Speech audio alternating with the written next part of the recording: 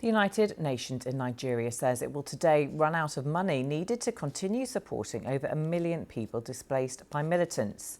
The Boko Haram group is considered one of the world's deadliest and has killed thousands of people across northern Nigeria, forcing tens of thousands to flee and seek refuge in UN camps. But now the World Food Programme says cuts to global aid budgets, including by the US, which was the biggest donor, could leave people hungry and force families back into the hands of the insurgents. And Soy reports from Gwoza in northeastern Nigeria. We are traveling with the UN to Gwoza. For aid workers, a helicopter is the only safe way in. This camp is home to thousands, surrounded by Boko Haram and the Islamic State. They've destroyed millions of lives. Aisha Abubakar lost her first husband and 6 children in the insurgency, forcing her to flee. She's now remarried and feels safer here. I could not go back to the bush. My parents and my husband are here. Honestly, I cannot go back to the bush. Life in the bush is unbearable. We are always on the run. Like all families here, Aisha's relies on humanitarian aid loaded to these debit cards, $20 for the family per month.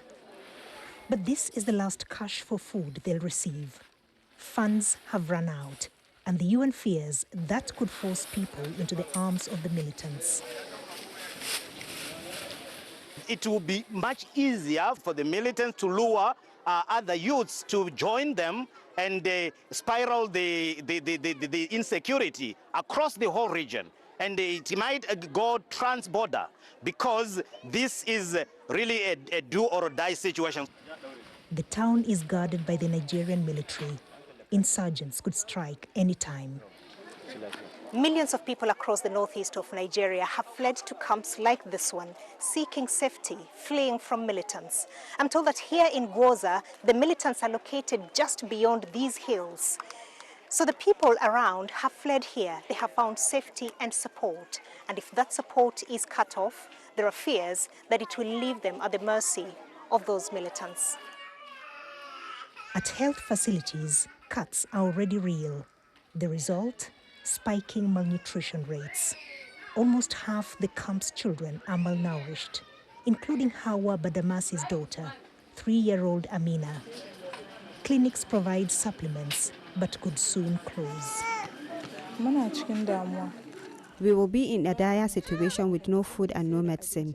Our survival depends on these essentials. And women often suffer the most in such circumstances, especially because they are responsible for nurturing children. And there's no respite in sight. The US, by far the biggest donor, urges other nations to step up.